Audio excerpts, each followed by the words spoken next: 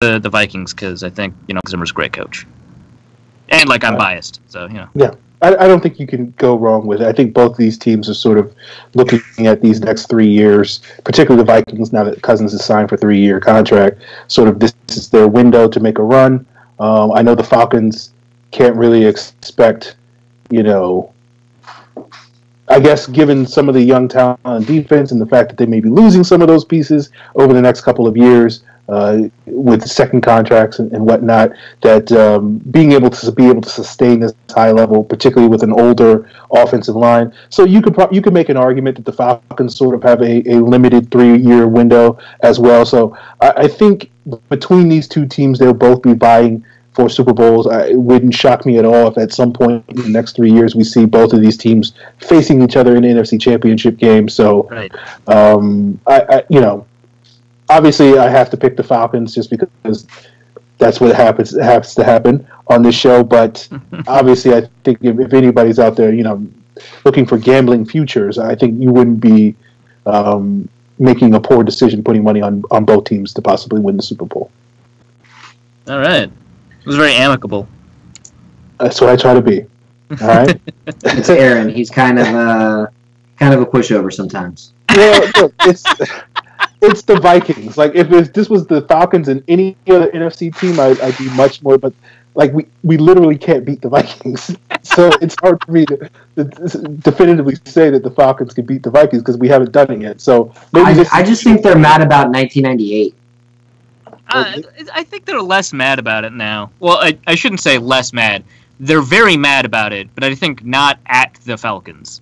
They're mad at the universe. They're mad at Gary Anderson.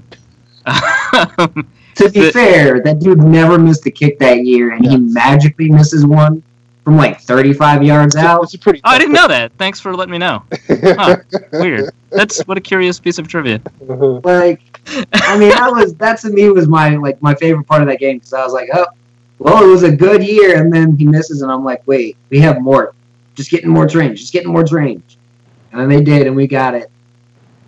I'm well aware. Yes, I'm sure you are. I'm sure you didn't need I'm any just telling you, your worst memory of the Vikings is probably my second best memory of the Falcons. Now, my best memory was waxing the Green Bay Packers a couple years ago in the NFC title game. Just murking them. That's probably my best Falcons memory, which I'm sure you appreciated as a Vikings. Yeah, I can get on board with that. Yeah. I think the one thing that Falcons and Vikings fans can come together on is a rich and sordid history of heartbreak when it comes to their teams competing at the highest levels. So, yeah. We can actually fight about which team has, broken our hearts further or more over the years. And I guess that's a fun conversation to have. But let's move along. Aaron, we win that one. We were up in the Super Bowl 28-3. There's nothing else that's more heartbreaking than that. We don't need to have this conversation. Yeah, I don't think we want to go there. That's what I'm saying. I think we want to go there. So the last question from Evan Birchfield, directed at you, Arif, is what do you expect from their offseason signings, particularly Cousins and Richardson? I'm not impressed with the Cousins signing, but neither am I upset. I think it makes a lot of sense. I think they slightly overpaid for a franchise quarterback that needs a lot of help, and they have a lot of help available to him. So I think that he'll be a successful quarterback. So that's great. But Sheldon Richardson, I'm super excited about. Obviously, he hasn't played like he did with the Jets for the past. Or I should say, even as he did his first 2 years, as he did the last 2 years, and so there's something to unlock. But I think that he was kind of underrated in terms of how well he played in Seattle, because I think he didn't put up sack numbers, but he did put up pressure numbers and he did put up run stuffing numbers, and I'm very excited with what they've done with Richardson. So the Vikings kind of addressed the two biggest needs that they had in the offseason, aside from the offensive line, which I think we all kind of expected to be addressed in the draft anyway.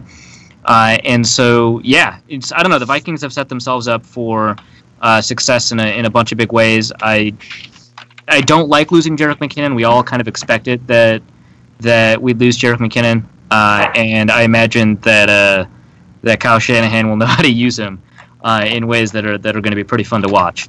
All he's going to do is have him run all the exact same plays he had Devontae Freeman run, and there you go. Yeah, no, he'll prosper. I would have liked to see the Vikings find some reason for having confidence in Teddy Bridgewater. Obviously, I'm a huge fan of him. But if they don't have confidence in him and they don't have confidence in how his medicals check out, then it makes sense to let him go and compete for a spot with the Jets. Obviously, that competition is going to be rigged because they're going to get a quarterback in the draft. But, whatever. It sucks. That's the guy I wanted. But I think that the Vikings, from the perspective of should they have made these moves, I think for the most part, yes. I'm not a fan of, but neither am I that critical of the Cousins move. But it does set them up for a pretty powerful Super Bowl run. I'm curious, what are your thoughts on sort of the recent extension for Eric Kendricks? I think they overpaid him a little bit. I think one of the issues that comes with new contracts is that we should compare them to the cap environment they came in. And if you compare his contract numbers to the cap environment that it came in, that I think it ranks 11th among all off-ball linebackers. And that's a little bit higher than what I would pay him based off of his age and talent level. But I do think he's got a lot more talent to kind of unlock. And that he's a tremendously instinctive linebacker. He's great in coverage. It's difficult for him to get off the blocks, and it's difficult for him to sometimes be as effective in the running game as I would like. But with Sheldon Richardson there, you already have the ability to kind of alleviate a lot of that pressure. So that doesn't bother me that much. I like him. I'm glad that the Vikings found a way to keep him. I'm really kind of curious as to sort of what cap wizard is working. I mean, I know it's Rob Brzezinski, but I kind of want to know what magic he's working in order to get all these contracts under the cap. But the only issue is that it creates a lot of pressure for the next four free agent signings, because he was one of 5 starting players, so going to hit free agency in 2019. The other 4 are pretty important: Stephon Diggs, Anthony Barr, Daniil Hunter, and Trey Waynes. My expectation is that they'll let Waynes go, but they may have to let one of the other 3 go too. And maybe if you keep Kendricks, maybe you let go of Barr, or you have to figure out what you're going to do with like Stephon Diggs, and so that's going to be very painful. And that's really kind of what I'm worried about, because Kendricks is even though I think he's the better player between him and Anthony Barr, I probably would have rather kept Barr instead of Kendricks, because I think the way Barr plays and the sheer athleticism that he has is more important to the way the Vikings style their defense. And so the skill set that he has is less replaceable, even if he's not as good as Kendricks. So that's kind of my concern. I think there's kind of like long-term implications for what's happening here. But hey, if they can find a way to fit 4 of those guys instead of only 3 of those guys, I'm pretty happy. Okay. All right. Let's move along to the section of the show called the Call-Outs of the Week, where people get to vent. Scott and I, and Arif, if you have anything that you feel the need to vent about, we will allow you that opportunity as well. For me, it is the thing that I've been subtweeting and tweeting about the last couple of days, which is people putting too much stock into player visits. I know these things are interesting. I certainly have collated and collected that data over the last couple of years. I certainly think it is very interesting, but I do think people need to pump the brakes when they start thinking that the 90 or so players that the Falcons have been so far connected to, whether that's at All-Star games, at the Combine, Pro Day, campus workouts, private visits, all those sorts of things, is somehow their draft board, and they start making decisions or coming to conclusions about how because the Falcons have worked this guy out X number of times and they really like him, and now he's going to be a target for them in this round. I think that's when you need to sort of calm down. You need to understand that with the player visits, you're only getting partial information, particularly this year in regards to the Combine. There's 50-plus players that the Falcons spoke with at the Combine in formal interviews that we have no idea who they talked with, not to mention dozens, if not hundreds, of other players that were at the Combine that they just sort of had informal interviews with over the course of that week. Not to mention, the All-Star Game stuff is pretty much everybody at an All-Star Game. that comes to an All-Star game has contact with every team, so it's not necessarily explicit. You see a guy, they talk to this guy like they talk to everybody. It's one of the reasons why 11 out of the 14 seniors that the Falcons have drafted under Dan Quinn did participate in All-Star games, and it's something that is more meaningful. I think about using all those players in the All-Star games is a lot more meaningful than sort of narrowing your focus on player visits. Certainly, it is interesting. Certainly, it is compelling. It is interesting to see. Oh, they sent this position coach to work out this position group or this player, and so that stuff is certainly worthwhile to consider. But I don't think people need to be thinking that, oh, we know about what their draft board is. You don't. You don't have any clue what their draft board is, and so the player visits is more just like, nod your head and smile and be like, oh, that's interesting, and then move about your day type of stuff before you start factoring those things into, oh, this is what the Falcons think about a player because they worked them out twice, as opposed to this other player where they only worked them out once. You don't know, you're not privy to that information, and certainly people shouldn't pretend that they are. That's my call of the week. I will concede the floor to somebody else. So, I know this isn't a football take or even a Falcons fan base take, but I'm a huge wrestling fan, if y'all didn't know.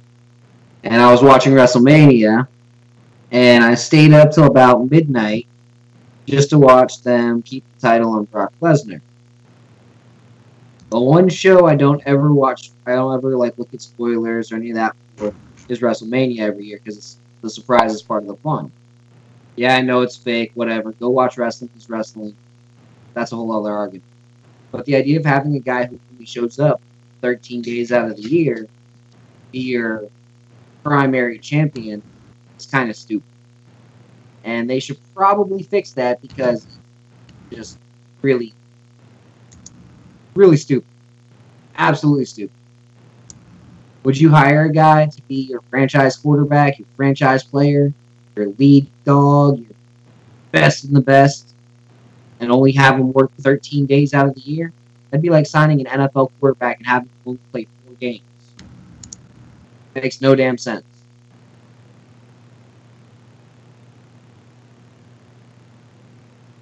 You're angry, man. It's just stupid. It's just dumb. Like, why would you do it? Like, it'd be well, okay. Well, so not to push back because I don't care all that much. Well, I mean, I have no issue with wrestling fans, and the video that you referenced, "Wrestling Isn't Wrestling," is actually really great. It explains why we love it. Right? Yeah, no, it's fantastic. But what's the point of having that guy that only comes out like 13 days of the year if he doesn't have an opportunity to win, right? Like, isn't that like his thing, that he only shows up at WrestleMania or whatever? Like, if he doesn't have an actual opportunity to win, then there's no drama for him arriving, right? But him not showing up keeps the title off the screen for pretty much 39 weeks out of the year, and he's had the title all year, so it's absolutely pointless to have him have the title a full year. Like, again, we know it's scripted. We know all of that. Like, been a wrestling fan my whole life. I've always known it was scripted. I've always viewed it as a scripted stunt show. The fun part is we don't know what the script is. But something like that, I'm just like, why? Just give it to someone. Like, you don't have to give it to Roman Reigns or any of these other guys. Just give it to somebody who's going to keep it in the people's eye.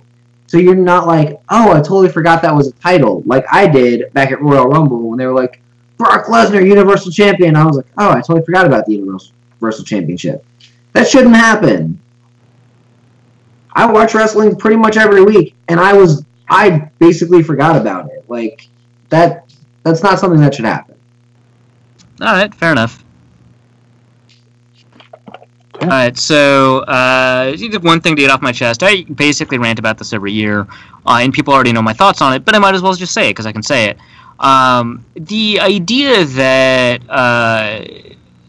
the numbers that we gather kind of don't matter when it comes to the draft, I think is remarkably short-sighted. People talk about how how a player does in college doesn't matter, or how athleticism doesn't matter, or how your age doesn't matter. I think is profoundly dumb just because aside from the fact that there is evidence that it does matter and it does impact, how players end up, it does impact our ability to predict how players end up doing in the NFL. It also, I think, just implies an unwillingness to want to know, because a lot of people will say, he ran a fast 40 and that doesn't matter, and maybe they're correct and maybe they're not correct, but a lot of people who say that are not interested in finding out if they're correct. They just want to say, hey, Des Bryant ran like a 4.5 or whatever, 40 times don't matter. Or so-and-so benched, I think Cody Whitehair benched 16 reps on the bench press, no combine workouts matter. I don't know, Case Keenum threw for like 5,000 yards in college. College production doesn't matter. And it's like sometimes people will use outliers, sometimes people will use a poor example of what numbers do matter to argue that all numbers don't matter or whatever.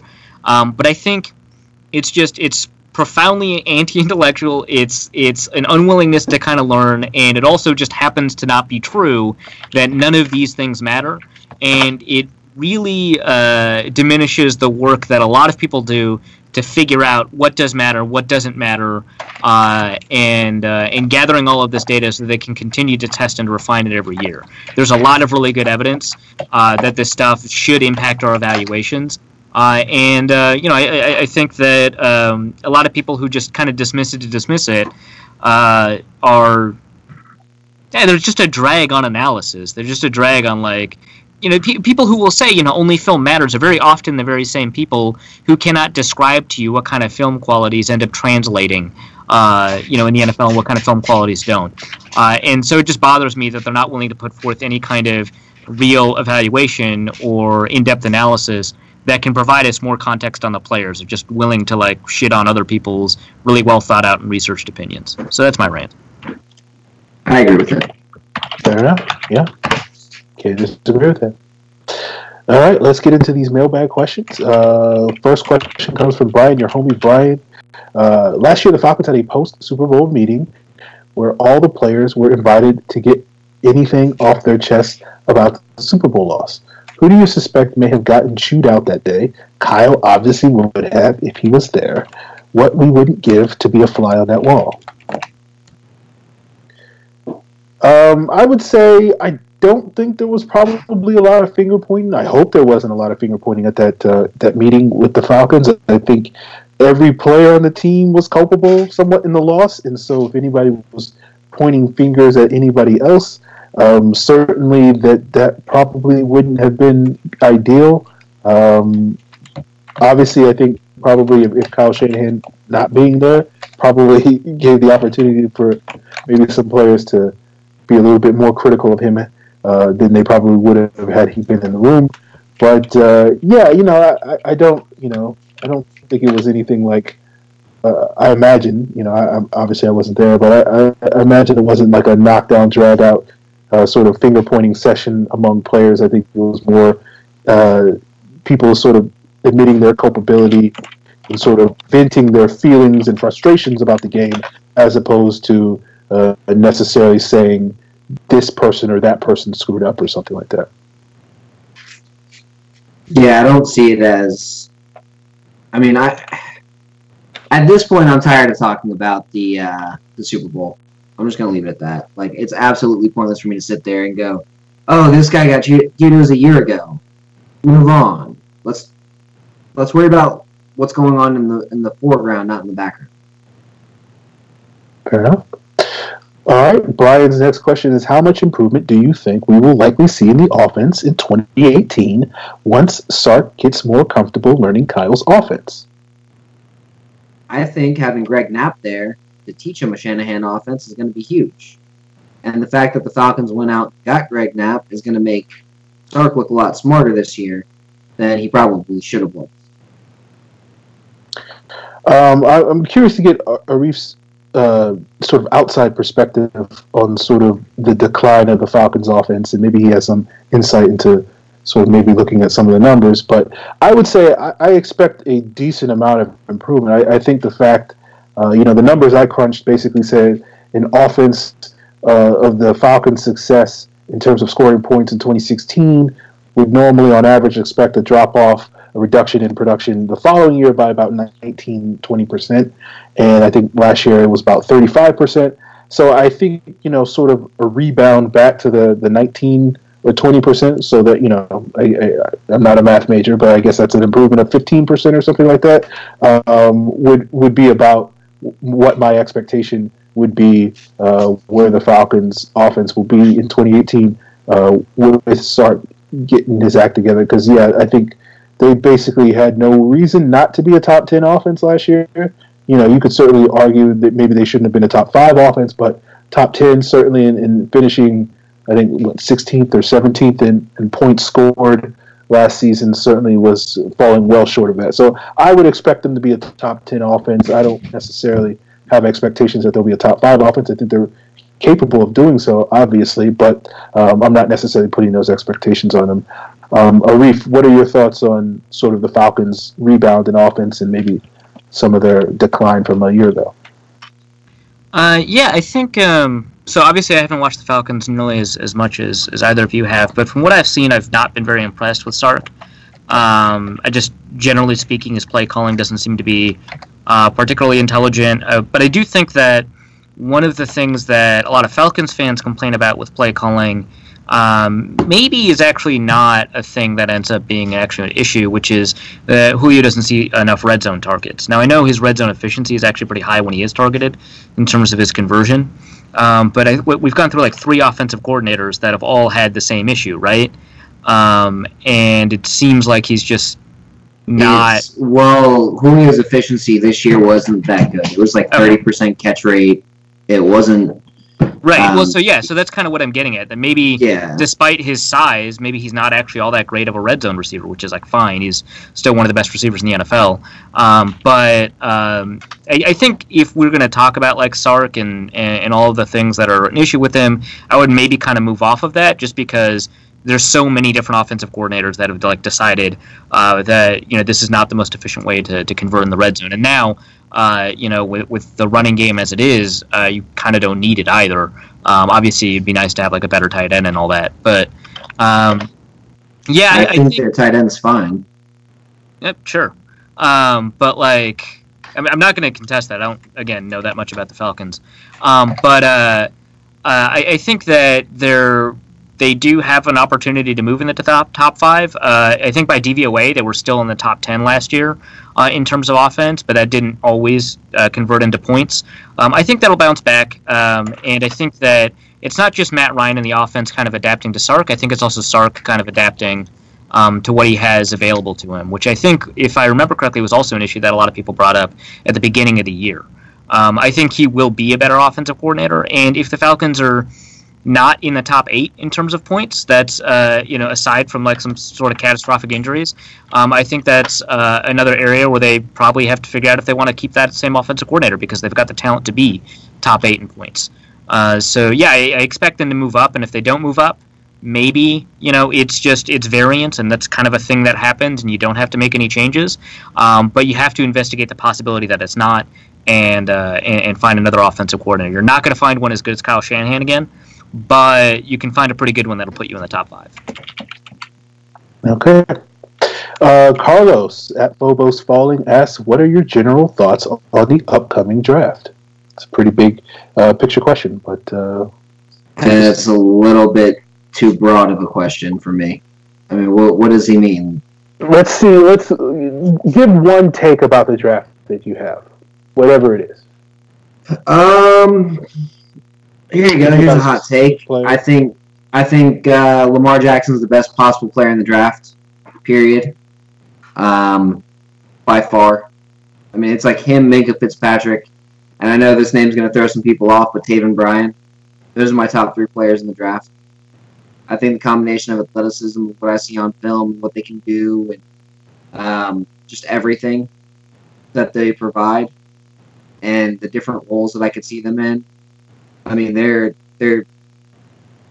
so versatile. They can bring so much to a team that you have to take them high.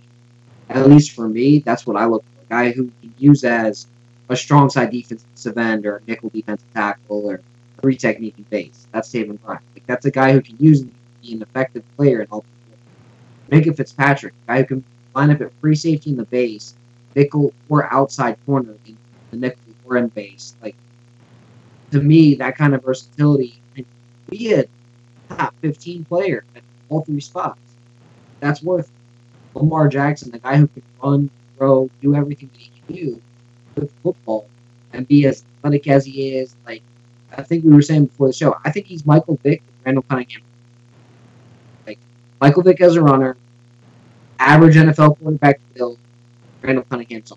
And I think the combination of the three just makes him so good that you got to take a number. And the best player in the draft, because that's how the value. Quarterback sucks, team sucks. Look at the Yeah. I'll piggyback on the quarterback conversation.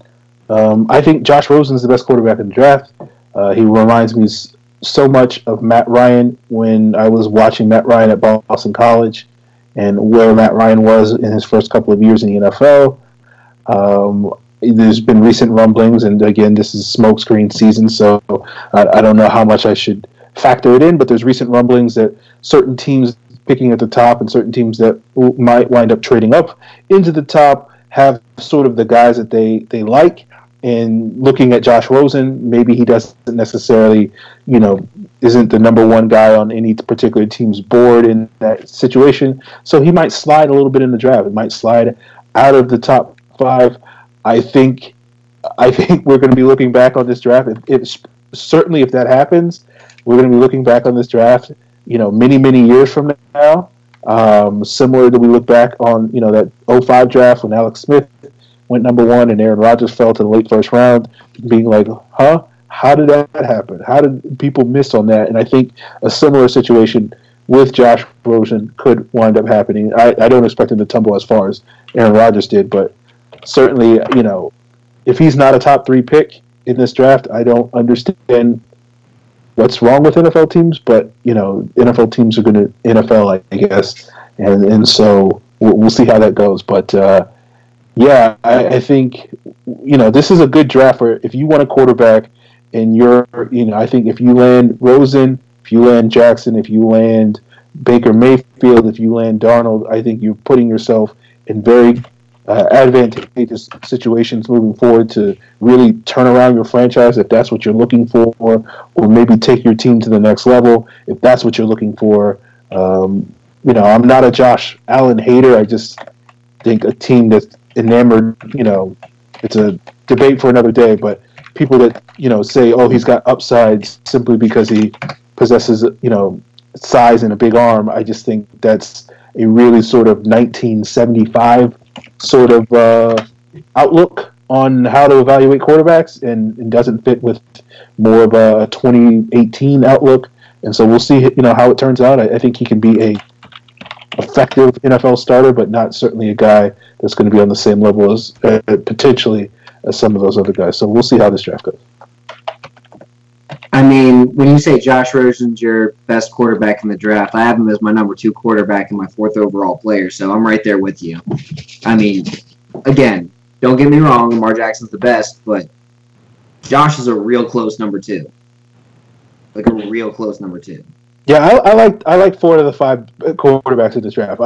I could certainly differentiate between them and say I like this guy better, but I wouldn't begrudge any team that took one of those 4 guys. I just don't think Allen belongs in that category with those guys. I don't begrudge a team that takes him if those other 4 guys are off the board. But you got to get a quarterback. But I don't know. It's one of those things where I feel like there are good quarterbacks in this draft, and obviously, who knows what's going to happen? Who knows how these players are going to? History tells us that probably only 2 out of the 5 are going to wind up being good, or at least high-level guys, and the other 3 will be some varying degree of bad to competent. But other than that, I just think it's going to be an interesting draft. I like Josh Rosen a lot. I think he's my favorite quarterback. I think I'm not a huge fan of Sam Darnold, and I am a fan of Lamar Jackson. I still don't think he's as good as Baker Mayfield or Josh Rosen. I think Baker is stellar in a lot of respects, and I think that he gets too much fault for having an offense that has a good degree of short passes and open passes. And not enough credit for executing when those intermediate and deep passes occur or when those tight windows occur. He does really well in those situations when he has to thread a needle or when he has to move it deep or has to make a difficult outside throw. And the fact that there's not a ton of them in his offense, I think, is not a good example. And that's relatively speaking. I think if you add up the total number of outside throws or deep throws or tight window throws, the total number is actually in line with a lot of other quarterbacks. It's just they throw the ball a lot, and a lot of those throws are relatively easy. I think that he doesn't get enough credit for his pure quarterbacking skills that he has. He does improvise, a lot more than a lot of other quarterbacks, and I think that that's fine. He doesn't have as sophisticated an understanding of offenses as I think Josh Rosen does, or I think even Lamar Jackson, who I think goes through a second or third read much more often than Mayfield does in a structured setting. But I think that Mayfield's accuracy and I think his general understanding of the offense is good enough to make him the second quarterback. So I think he doesn't get enough credit. I think he's a really stellar quarterback. So here's my question on that. Why? I mean, we held the same criticism, I guess you could say, over Marcus Mariota's head. He's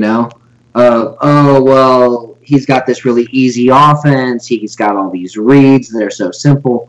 Why do we get mad when an offensive coordinator does his job and a quarterback does his job within the scheme to hit these wide open players? Is that not a good thing? Well, it's a good thing for the offensive coordinator. I understand it. I get it. It doesn't give you enough opportunities. I think if I'm going to play the devil's advocate, it doesn't give you enough opportunities to evaluate a lot of the throws. I think that a lot of people put it and move it in the wrong direction. I think that you're right. I think that a lot of people say when an offensive coordinator does this thing, it means the quarterback is therefore not good, and that doesn't make sense. But I think that for the people who are legitimately making the criticism, they would be making the criticism stemming from uncertainty, saying we don't know if you can do that, as opposed to a lot of people who do make the argument that he cannot do that, because in the opportunities he's been given, at least in this case, and for Marcus Mariota's case, he can do that. And Mariota's a really good example of a quarterback who worked really well within the structure, and a lot of people called him an improviser when he wasn't. He can improvise, but he doesn't improvise nearly as often as Russell Wilson, Johnny Manziel, or Baker Mayfield. I think that you're right that a lot of people kind of confuse these things, and they don't kind of understand that an offensive coordinator's job is to score points, not develop quarterbacks. But I get where it's coming from, that it might impact or impede the quarterback's development, or it impacts our ability to evaluate certain things. Like Kalen Ballage, to move it out of quarterbacks, is a really good example of a running back who I think can be a really phenomenal receiving option and did not get that many receiving opportunities, and so some people are very fairly questioning whether or not he has any value as a receiving back, because he had something like 20 receptions last year. That's not a huge sample size for a guy that I think should be a complementary back as a receiver. But in those opportunities, he did kind of convert. I mean, don't get me wrong. I also kind of view it the same as the argument of, this quarterback's not good, or is only good because he's got all these receivers. So we're getting mad at the quarterback because the GM did his job. Gotcha. Yeah. Don't be mad at someone like Matt Ryan because Thomas Dimitroff is good at finding wide receivers that fit well with his playing style. That's the GM doing his job. Wouldn't you want your GM to get you a Julio Jones? If you were it's weird. Yeah, it's weird. And the thing is, you can always adjust to that. You can always take the time to evaluate someone's throws.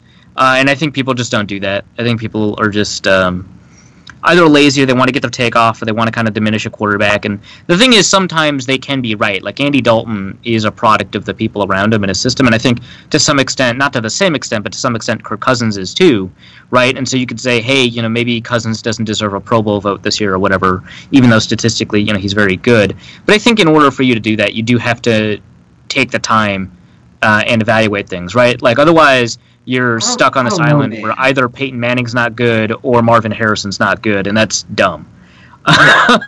They're both excellent together. And so, the other thought here is when you take away that player, what does that guy look like?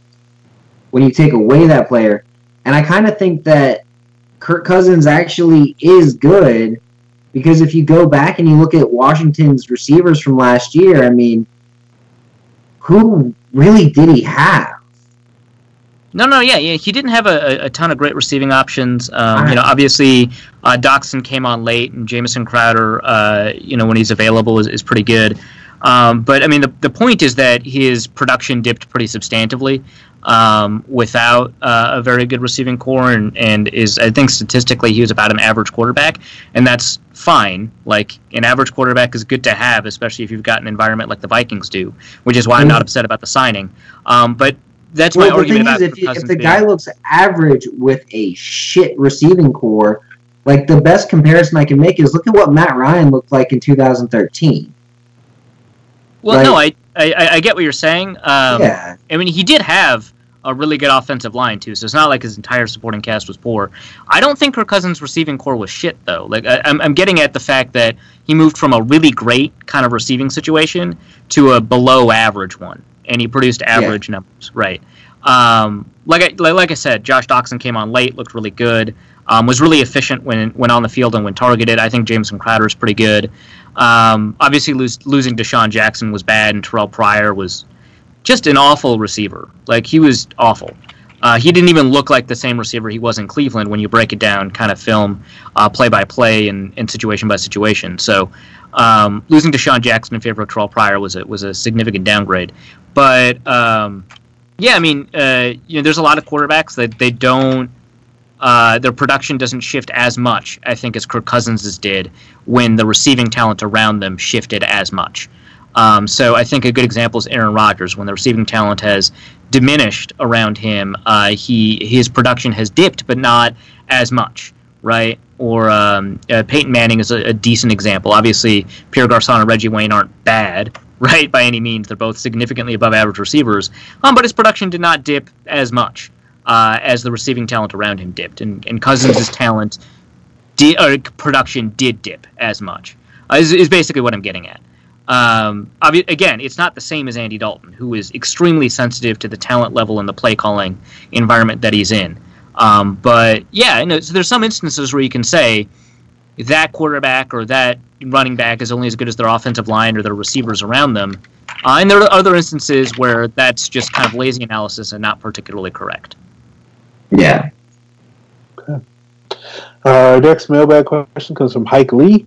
He asks, we can't re-sign everyone on defense. Do you think Casey or a draft pick is here to eventually take over for Ricardo Allen?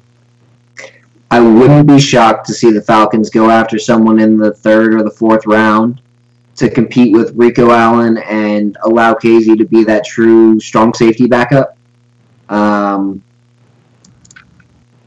That being said, who they take, no idea. I kind of like Terrell Edmonds out of Virginia Tech, but I got no idea. I haven't really scouted the safety class as much as I probably should have, just because I don't see the Falcons needing a safety. Yeah, I barely watched any of the safeties. That's probably the position I've watched the least of. And, I think... I think if the Falcons draft a safety, it's going to be more of a backup to Keanu Neal at strong safety to replace Sherrod Neesman, who served in that role the last 2 years. I don't think it's really a free safety. I don't think the Falcons are really in the market for upgrading a free safety. I think they will, this is a contract year for Ricardo Allen. There has been reports and rumors that they're sort of interested in locking him up long term. I do think that is an option for them. Basically, they'll probably give him like a 4 or 5 year deal that's really structured to be more of a 2-year deal, which would then line up pretty well with sort of KZ, the end of his rookie contract, and then the Falcons can basically decide is KZ got future starting potential in terms of being that free safety that could take over for Ricardo Allen at that point, where I think Allen would be about 28, 29 or so, getting up there in age relative for safety. So I think that's probably what is likely to happen. I think the Falcons, at the very least, are going to give KZ another year to sort of see where his development is. Transitioning from a cover 4 quarters outside corner to a single high safety is not an easy transition. And there were certainly times last year where it was clear that he was, thinking a little bit more than probably reacting. And I think one of the things that the Falcons will certainly monitor this preseason is sort of seeing how much of the game slows down for him. And if it does, I do think that will maybe give the Falcons a little bit of pause of maybe being quick to re-sign Ricardo Allen, at least paying him market value, maybe being a little bit tighter with the Wallens and seeing how things play out. But I think the Falcons are pretty good at the free safety position. I don't think there's really any sort of major moves on the horizon that's going to sort of throw that position in turmoil. It's either going to be Ricardo Allen for a couple more years, or the Falcons will be in a position to turn the keys over to DeMonte Casey in the near future or down the road. So I think they're pretty stable at that position. All right, Brian asks, do you think we should draft any offensive linemen, or do you think we are good at the position? I think the Falcons are good. I may get a little flack for this, but I think they've got guys who can start. They've got 5 of them easily. I think they've got, I think they've got 5 guys who can start. I think they got 5 true backups, and I think that's basically where they're at. The only thing I could see him do is maybe take a guy in the 2nd or 3rd round who could potentially compete with Fusco. But outside of that, that's all I got. Okay, and we just got word that Arif is going to have to depart on us. We appreciate him for sticking around for as long as he has tonight and providing his great analysis. Arif, let the listeners know how they can sort of get in touch with you on Twitter and elsewhere where they can find your stuff in case they want to find out more information. Yeah, sure. You can find me on Twitter at Arif Hasan NFL. That's ArifHasan NFL. And you can find me at zonecoverage.com. We've got a bunch of draft content up on the website. I'm going to put the consensus big board up there, which I mentioned sort of near the beginning of the show, where I've got 40 boards kind of collated together to produce a consensus board. It does a really great job at predicting player performance and a really great job at predicting the draft. I've got a couple of years of data to back that up. So if you want to check that out, head over to zonecoverage.com. In a couple of days, we'll have it. And thanks for having me on.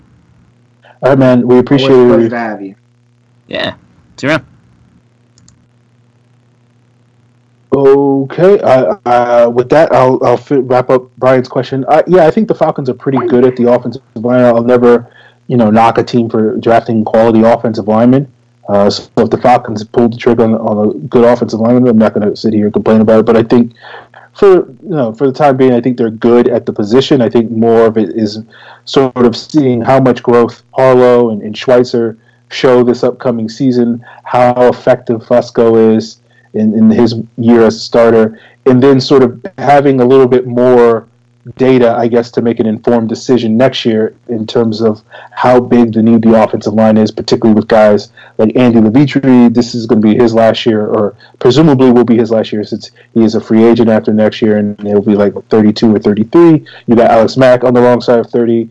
You got Ben Garland on the wrong side of 30 and they're in contract year. You got Ryan Schrader on the wrong side of 30 and at a point next year where I think if it's not next year, it's the year after, where the Falcons can sort of move on from him if there's any decline in his production. So it is one of those things where I think the Falcons sort of may have put some Band-Aid solutions, which may not be ideal for some people, hoping that the Falcons would snatch one of these offensive linemen and make a huge leap forward up front. Particularly at that right guard position. But it is one of those things where I feel like the Falcons are putting themselves in a favorable position so that next year, if they do have to try to make that big leap forward, they will be able to do so with more information rather than just sort of throwing a bunch of bodies at a position and hoping that it all winds up working out in their favor. Matt asks, we've had troubles getting off the field on third downs for 2+ years. Better last year, but still an issue. Haven't added any playmakers up front yet. We don't blitz often based on scheme. Okay, so what is the fix? So the Falcons have improved year over year.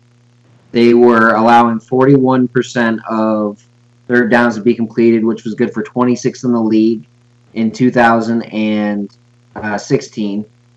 In 2017, it got way better. They allowed 38.3% of the third downs to be completed.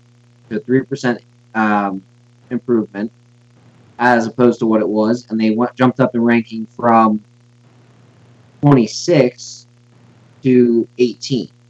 This year, what do you think the main impact is? They're going to have more technically on passing downs, more pass rushes from the Techmanian double. That's going to help out. You got to add in a guy in the middle who can really create pressure next to Grady Jarrett, which will allow Grady Jarrett to create more pressure. And then you got to have another guy in there, again, another defensive tackle. You basically need 2 defensive tackles for rotation that can both pass rush and stuff. That's what you need.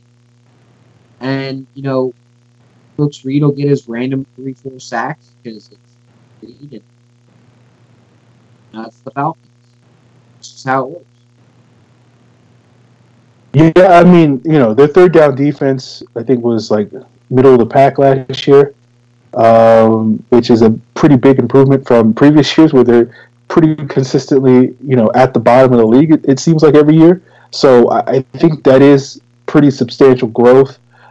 Certainly, I think sort of looking at the defense in terms of the last pieces of the puzzle, in terms of that big leap, to make that leap, to be on a level with a team like a Minnesota, defensively, it is going to be all about the pass rush. I think, or rather when the Falcons use a high pick on a D tackle, that is going to be a big part of that equation. They will be counting on a lot of growth from Takk McKinley. They'll be counting on continued growth from Grady Jarrett, as well as more of a rebound season for Vic Beasley, and contributions from some of their key reserves, like a Brooks Reed, as Scott mentioned. So I do think they're in a position to continue to take strides, but it may not be necessarily, again, similar to the offensive line, this massive leap forward where you're going to suddenly see, they're, go from the 16th best third down defense or whatever it was to the 4th best defense or something. It might be 16-12 or something like that. And I think, again, that may not be quite to the level that a lot of people want, but it is certainly improvement relative to what we've seen in recent years. So I think it's certainly a step in the right direction. Stephen Bounds asks, would the Falcons consider Marcus Davenport? I know not a big need, but he's supposedly quite a talent. I can't see them taking him just because of how deep the defensive tackle class is. I really think they're going to focus on that. I think if they were going to go with an edge, someone like Sam Hubbard fits a little bit better for what they're looking for, who can play more of that defensive end, defensive tackle mix. So outside of that, yeah. I mean, I can't really see him going Davenport. Yeah, I mean, there was once upon a time when I was looking at this draft class back in the fall, and I looked at Marcus Davenport, and I was very intrigued by him. I've sort of cooled on that, not necessarily because something he's done or anything I've seen since then. It's just one of those things where I feel like he's a little bit more of a developmental prospect at that edge spot. I think, with his tools, with his athleticism, with his length, he certainly is an intriguing talent, and I certainly understand why teams will pull the trigger on him at some point in the first round, whether that's in the top 15 or in the back half of the round. Who knows? But I don't think it's really a position where the Falcons can, particularly with Davenport, who's going to be a little bit more of a developmental prospect, sort of day one impact guy in all likelihood. Certainly, there's been many players that I thought,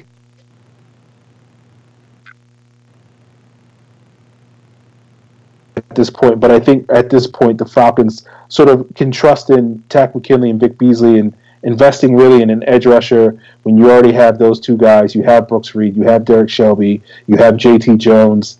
It just doesn't. It's not really a pressing need, and you're just more sort of drafting a talented, maybe developmental guy late in the draft that you're just going to stash for a year, and that would be fine. But I don't think it's necessarily given some of the depth holes that you have at linebacker, some of the depth issues you have on the interior of the defensive line, as well as needing to address some of your depth positions, particularly at running back, fullback, wide receiver, etc., cornerback.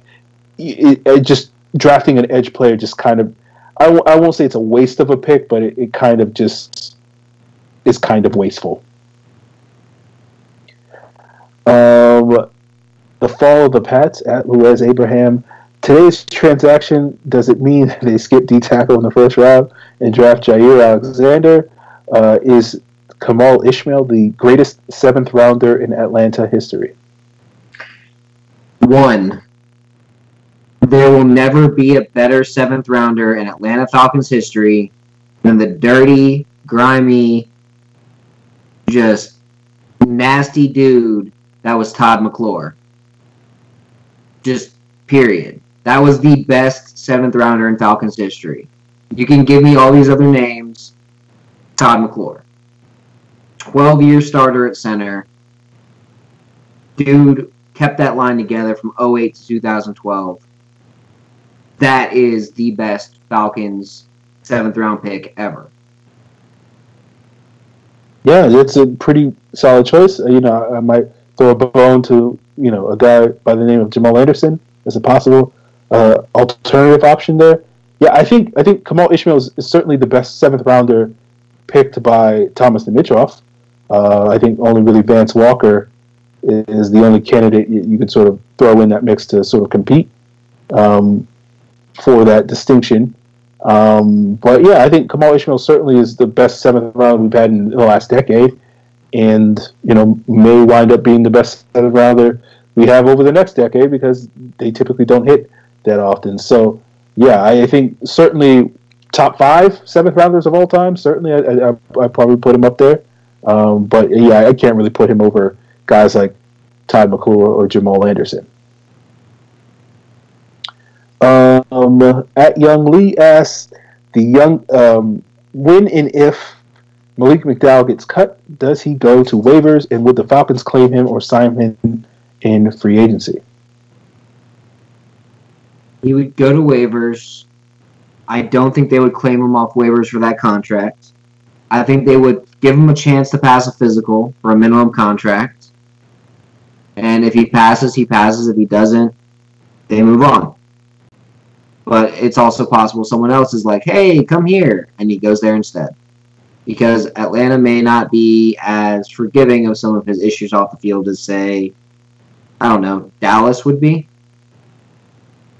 Yeah, I think McDowell's in a unique position where I don't know if there's an NFL team that's going to take a chance on him at this point until someone does. And then at that point, once he can show that he can, play football, let alone, stay on the straight and narrow, where he had a couple of off-field run-ins while he was out last season, I think then teams will be a lot more willing, and teams like the Falcons as well, a lot more willing to sort of give him those opportunities. So he's kind of in a little bit of a catch-22 where it's like he needs an opportunity to prove himself, but I don't know if teams are going to give him that opportunity until he proves himself. So we'll see how it goes. I don't necessarily see teams scrambling to pick him up off the waivers. I think, he's the type of player that, maybe in a couple of months when we get closer to training camp and teams can sort of reevaluate him and reevaluate their own rosters heading into camp, maybe a team like the Falcons or somebody else may revisit that. But I don't expect him to be picked up by any team, let alone the Falcons, anytime soon.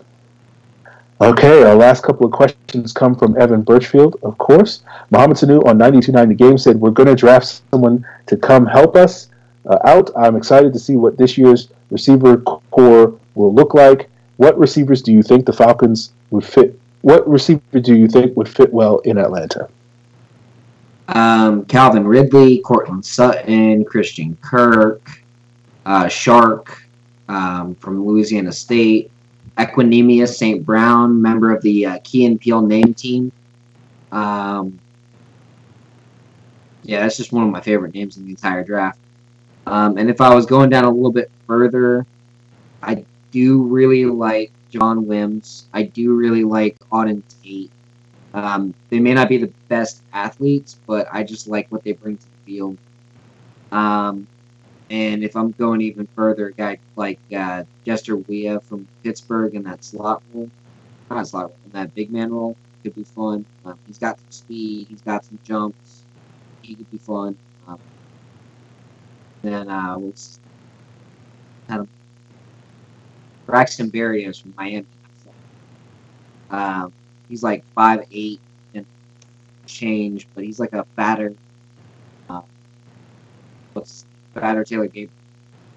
Like 185 close to 30. Yeah, there's a couple of receivers I like in sort of that the first couple of rounds range that are being projected to be, most of them are being projected to be day 2 picks, and I like some of these guys. DJ Chark is a sort of a vertical threat. That's basically what he is. You're sort of hoping that he can sort of be similar to what maybe Martavis Bryant was in Pittsburgh. Michael Gallup is a guy that I really like. I think he's an all-around receiver. I think he's going to be a very high-level player. I've heard one person compare him a lot to Michael Thomas, who plays for the Saints, and I think that's a good comparison. I don't know if he's going to be quite as good as Michael Thomas, but I do think that's the type of player that he certainly has the ceiling to become. Anthony Miller, I think, is a really good slot receiver. He reminds me a lot of Randall Cobb. DJ Moore, I think, is probably the most, the best receiver in this draft class, depending on how you feel about Calvin Ridley. I probably put them Ridley 1A and DJ Moore 1B. I think more they're sort of different styles of players, more of that sort of explosive type of, Deshaun Jackson type of player that you're hoping to get out of him. Dante Pettis is another good receiver. I think he'll be a solid possession receiver, but also has some potential to stretch the field. Traquan Smith is one of these big athletic outside guys that I think is sort of you can develop in that way. Cortland Sutton is another guy like that. Equinemius St. Brown's another guy I like. Deion Kane's another guy I like. All these guys sort of hit the Falcons' athletic measures in terms of broad jump explosiveness, and I think that's really what the Falcons are going to be a little bit more focused on this year, rather than, say, the 3-cone, just because they're looking for more of a Taylor Gabriel replacement. Some of the other slot receivers, Deshaun Hamilton is a guy that they've been connected to a number of times, and Yvonne McClure tweeted yesterday or something that he's a guy to watch. I think he's basically a faster version of Mohamed Sanu, and so, one of my biggest issues with Mohamed Sanu is the lack of speed and that ability to separate in coverage. And so certainly I'm not going to complain about a player that can do some of the things that Sanu does do well, but also has a little bit more speed and can separate in coverage. So he's the guy I like. So there's a number of receivers I think if the Falcons target in the round 2 to 4 range, they will certainly have plenty of options to choose from. There's different flavors of guys in this draft, and I think those are some of the guys that I look at. Evan's next question is, which position do you think is the strongest in the draft?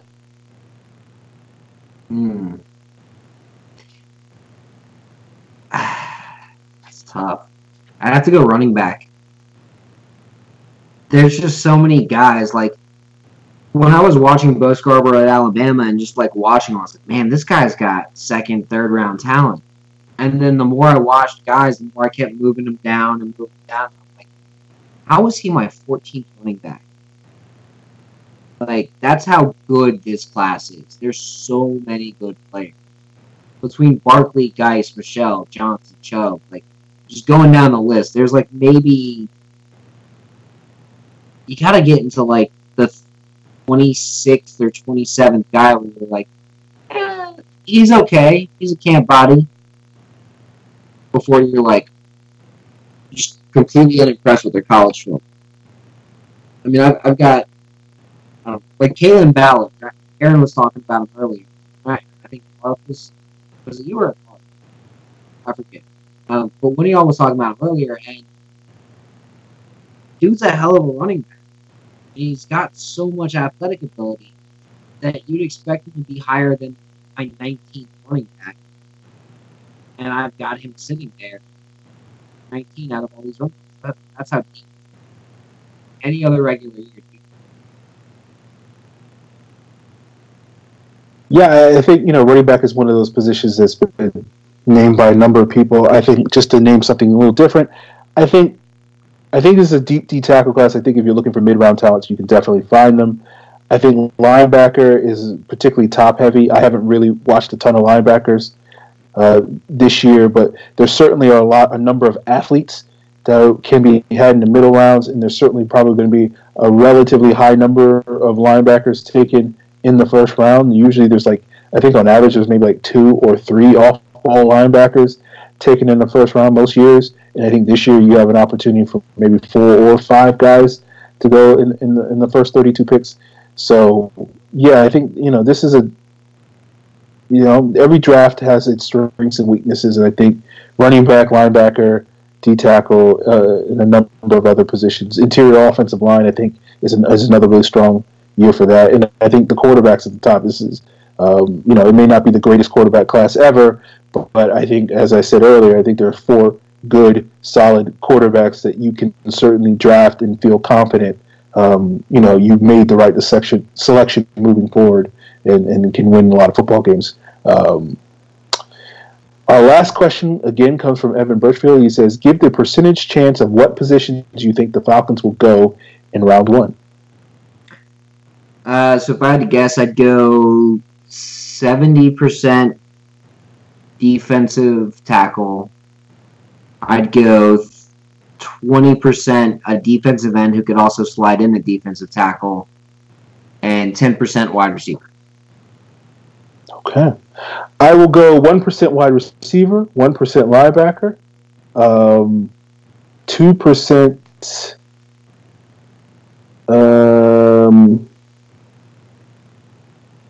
3%. Let's go 3% corner, and I'm trying to think.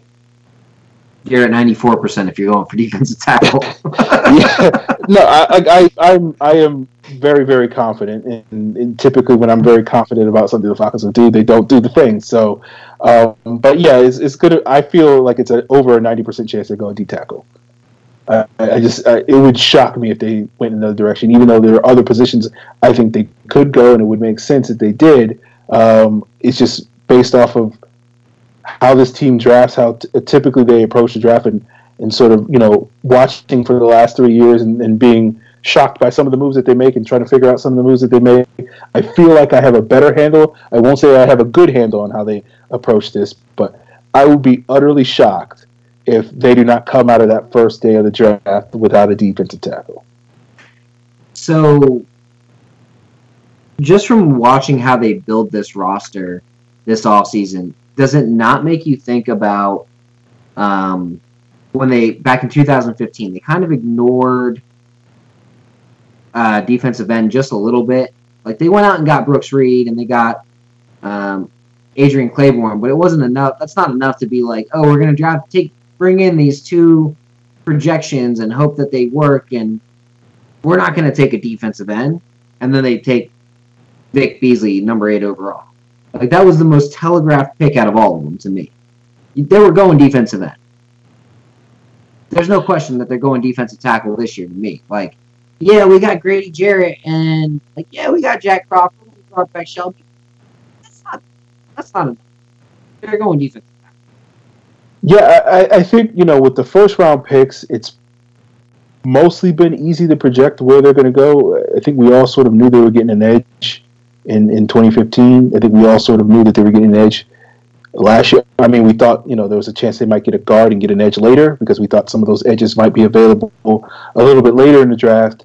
2016, the Keanu Neal pick was a bit of a curveball, but I think everybody sort of had already pegged in Keanu Neal as their second round pick, and they would take a linebacker in the first round. But I think the Falcons decided that, they didn't really like the first round linebacker. This is one of the things we talked about on this show, was it wasn't a great linebacker draft, and taking a player like Deron Lee or Reggie Ragland in round 1 may not have been the best pick. And so the Falcons sort of zigged when we thought they would zag, but I don't think anybody really faulted them for doing that, so to speak.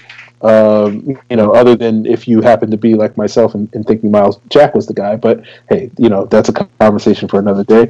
But yeah, so I think with this one, looking at their roster, it's just like I think they could supplement their roster at wide receiver and cornerback and whatnot, but those aren't needs. They have a massive, massive need at D tackle, and they have an opportunity, whether it's trading up or sitting there at pick 26 to upgrade that position. And if they don't do one of those two things, I mean, look, I'm not going to fault them because certainly they know what they're doing better than I could, but it would just be an utter surprise if they did not find a way to get a D tackle at some point on the first night of the draft. So final thing before we wrap, the only reason why I said it'd be a 10% or so that it wouldn't be a defensive tackle or some sort of defensive lineman that they could plug in as a piece is if those top four guys are gone. If those top four guys are gone and it's not like Sam Hubbard, they're definitely going with a wide receiver. Like, to me, that's just the only other thing I could think they could do. And it's just because that's what's been leaked to all these other teams or all these other media guys is they're going wide receiver if they can't get tackle. Yeah, we'll see how it goes. All right, guys. We appreciate you guys tuning in. Welcome back, Scott. We look forward to more content. I think next week we will probably do our dueling mock drafts ahead of the draft, looking at the first round. Get you final draft prep, and then we'll come back the following week to give you our thoughts on who the Falcons, why they're picking. In the meantime, if you want to send in your mailbag questions to get answered on the show, like all of our lovely listeners today, you can do so by using the hashtag Falcons Mailbag. You can tweet at the show at FalconsPFC. My Twitter handle, I think, is above the screen above me. At FalcFan. Scott is at Karras. I guess that's somewhere below him, over here or over there. I don't know. Be sure to check us out on ProFootballCentral.com as well as on iTunes, YouTube. Follow ProFootballCentral.com's YouTube page as well as mine or Scott's if you want to catch the occasional ones that slip through the crack on YouTube, but certainly get the ones on Facebook at Falcon Central Radio. That's the Facebook page. Give us a like so you get all the updates there as well. So we will see you guys next week to talk more draft and get you guys finally prepared for this 2018 Falcons draft class.